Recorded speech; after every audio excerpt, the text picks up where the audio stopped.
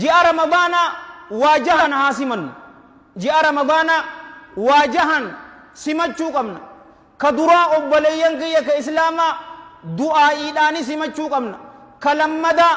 galata rabbiif galchuudhaani simachuu qabna ka sadaffaa haala seeqnuun haala gammachuu qabnuuni simachuu qabna ka afuraffaa tawbaa qulqulluu gama rabbii deebi'uudhaani simachuu qabna ka shanaffaa hariiroo ilma namaa waliin qabnu